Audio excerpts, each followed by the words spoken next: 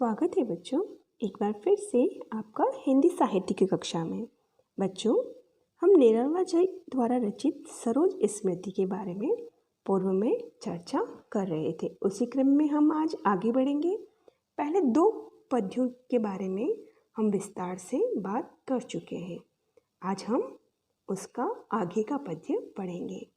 माँ की कुल शिक्षा मैंने दी, पुष्प सीज तेरी स्वयं रची, सोचा मन में वह शकुंतला, पर पाठ अन्य यह कला अन्य कला।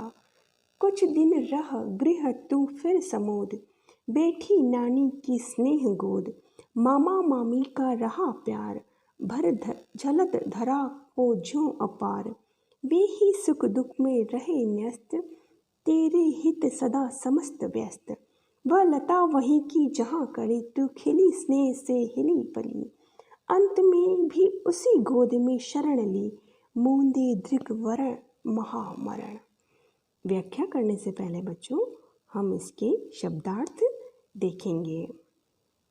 समोद, समोद का अर्थ होता है हर्ष रहित, स्नेह प्रेम, जलद बादल, धरा धरती, न्यस्त निहित। हम इसकी व्याख्या देखेंगे। माँ की कुल शिक्षा मैंने दी। निराला जी अपने द्वारा निभाई गई जिम्मेदारियों का वर्णन करते हुए कह रहे हैं कि विवाह के समय माँ द्वारा दी जाने वाली समस्त शिक्षा तुमको मैंने दी, अर्थात माँ और पिता दोनों का कर्तव्य निभाया। पुष्प सीज तेरी स्वयं रची, यहाँ तक कि तुम्हारी पुष्प शैया भी मैंने स्वयं सजाई। सोचा मन में वह शकुंतला, पर पाठ अन्य यह अन्य कला। उस समय मेरे मन में विचार आया। सोचा मन में अर्थात उस समय मेरे मन में यह विचार आ रहा था, वह शकुंतला पर पाठ अन्य वह अन्य कला। उस समय मेरे मन में विचार आ रहा था कि तुम कर्ण ऋषि की पालिता पुत्री शकुंतला के समान हो, जिसके लिए पिता को ही समस्त कर्तव्य का पालन करना पड़ा था। किंतु फिर लगा कि नहीं, शकुंतला की परिस्थितियाँ तुमसे भिन्न थी। कुछ दिन रह गृह तू फिर समोद, तुम कुछ समय तक अपनी ससुराल में रहकर फिर प्रसन्नता पूर्वक बैठी नानी की स्नेह गोद। बस प्रसन्नता पूर्वक अपनी नानी की प्यार भरी गोद में जा बैठी। मामा मामी का रहा प्यार, और तुम्हें अपने ननिहाल में मामा और मामी का भी भरपूर प्यार मिला। भर जलद धरा को जो अपार, और वो प्रेम इस प्रकार का था जैसे बादलों से धरती को भरपूर जल प्राप्त होता है, उसी प्रकार तुम्हें अपने नाना नानी मामा और मामी से प्रेम और प्यार मिल रहा था। वे ही सुख दुख में रहे न्यस्त, और वही मामा मामी और नानी तुम्हारे सुख और दुख में हमेशा भागीदार रहे। तेरे हित सदा समस्त, और तुम्हारे ही हित के लिए, तुम्हारे ही भलाई के कार्यों में लीन रहे। वह लता वहीं की जहाँ कली, यहाँ निराला जी कह रहे हैं कि आखिर तुम्हारी माता भी, यहाँ लता से अभिप्राय सरोज की माता से है, आखिर तुम्हारी माता भी उसी घर में लता की भांति पली और बढ़ी थी जहाँ कली, और उस गली में, उस घर में तुम एक कली के रूप में विकसित हुई। तो खिली स्नेह से हिली और पली, तुम उन्हीं के साथ हमेशा प्रसन्न रही और उन्हीं के प्रेम से अपने जीवन को परिपूर्ण किया। अंत में उसी गोद में शरण ली, मूंदे दृग वर महामरण, और जीवन के अंतिम क्षणों में तुमने उसी प्यार भरी गोद में महामृत्यु का वर्ण करते हुए हम सदा सदा के लिए अपनी आँखें बंद कर ली। मुझ भाग्यहीन का तू सबल, युग वर्ष बाद जब हुई विकल, दुख ही जीवन की कथा रही, क्या कहूँ आज जो नहीं कही। हो इसी कर्म पर वज्रपात, यदि धर्म रहे नित सदा मात। इस पथ पर मेरी कारी सकल, हो भ्रष्ट शीत के से शतदल। कन्ने घत कर्मों का अर्पण, कर करता में तर्पण। यहाँ निराला जी अपने स्वयं को अभागा मानते हुए अपने भावों को अभिव्यक्त करते हुए कह रहे हैं, मुझ भाग्यहीन की तू सबल, मुझ भाग्यहीन व्यक्ति की तुम सहारा थी। सबल का अर्थ होता है बच्चों सहारा। युग वर्ष बाद जब हुई विकल, और बहुत समय बाद जब मेरे दुख की ये व्यथा व्याकुल हो रही है, विकल का अर्थ है व्याकुल।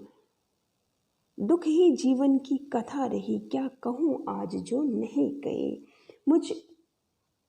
मुझ अभागे का एकमात्र सहारा तुम ही थी। तुम्हारे मृत्यु के बाद मेरे जीवन में कोई सुख शेष नहीं रहा। तो उनके जीवन का जो दुख था, अर्थात उनके जीवन की जो अंतिम एकमात्र खुशी उनकी जो पुत्री थी, वह भी उनसे छीन जाती है, तो वो बहुत ही विकल हो जाते हैं, व्याकुल हो जाते हैं, परेशान हो जाते हैं और कहते हैं, दुख ही जीवन की कथा रही, क्या कहूँ आज जो नहीं कही। मेरा जीवन तो वैसे ही दुखों से भरा हुआ था, किंतु जब मैंने आज तक अपनी दुख भरी कहानी किसी से नहीं कही, तो उसे आज भी मैं क्या कहूँ आज जो नहीं कही। जो कहानी अभी तक मैंने अभिव्यक्त नहीं की, उस कहानी को मैं आज क्या कहूँ। हो इसी कर्म पर वज्रपात, पुत्री तुम्हारे जीते जी मैं तुम्हारे प्रति अपने कर्तव्यों का पालन पूरी तरह से नहीं कर पाया। और आज युग वर्ष बीत जाने पर जब वो उनका श्राद्ध कर रहे हैं, तो ऐसे समय में उनके पास धन का अभाव है, तो कह रहे हैं कि मेरे इस कर्म पर, अर्थात कवि का कर्म क्या है, काव्य रचना, तो वो कह रहे हैं कि मेरे इस कवि कर्म पर वज्रपात हो जाए। यदि धर्म रहे नत सदा मात, नत का अर्थ होता है झुका हुआ, माथ मस्तक।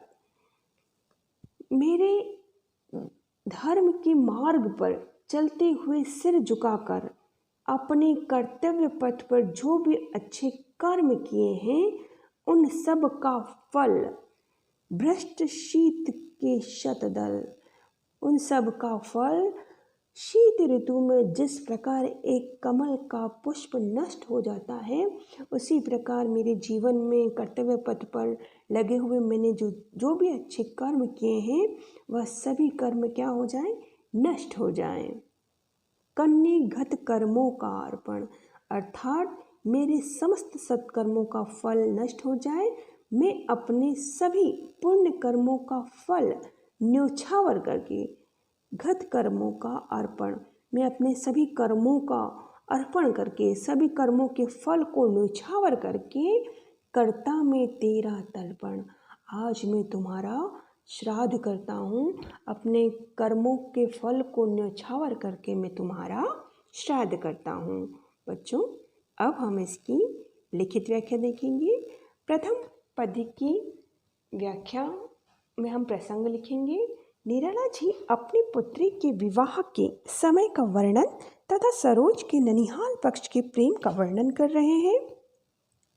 व्याख्या, निराला जी अपने द्वारा निभाई गई जिम्मेदारियों का वर्णन करते हुए कह रहे हैं कि विवाह के समय माँ द्वारा दी जाने वाली समस्त शिक्षा तुम्हें मैंने दी, अर्थात माँ और पिता दोनों का कर्तव्य निभाया।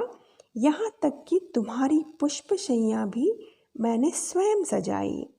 उस समय मेरे मन में यह विचार आ रहा था कि तुम कर्ण व ऋषि की पालिता पुत्री शकुंतला के समान हो, जिसके लिए पिता को ही समस्त कर्तव्य का पालन करना पड़ा था।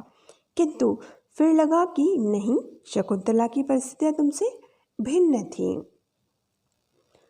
तुम कुछ समय तक अपनी ससुराल में रहकर फिर प्रसन्नतापूर्वक अपनी नानी की प्यार भरी गोद में जा बैठी, जहाँ तुम्हें मामा मामी का भरपूर प्यार उसी प्रकार मिला जिसे बादलों से धरती को भरपूर जल प्राप्त होता है। वह सदा तुम्हारे सुख और दुख में भागीदार रहे और सदा तुम्हारे ही कार्यों में लीन रहे। आखिर तुम्हारी माता भी उसी घर में लता की भांति पली और बड़ी थी, जहाँ तुम कली के रूप में विकसित हुई। अंत में तुमने उसी प्यार भरी गोद में महामृत्यु का वर्ण करते हुए सदा सदा के लिए अपनी आँखें बंद कर ली। अब इसके विशेष देखते हैं। भाषा सहज, सरल और सुबोध। मुक्त छंद का प्रयोग किया गया है। निराला जी मुक्त छंद के प्रवर्तक माने जाते हैं, इसलिए उन्होंने अपने काव्य में मुक्त छंद का प्रयोग किया गया है। भाषा खड़ी बोली है। भर जलद धरा को जो अपार, यहाँ उत्प्रेक्षा अलंकार है। वात्सल्य रस और करुण रस का प्रयोग किया गया है।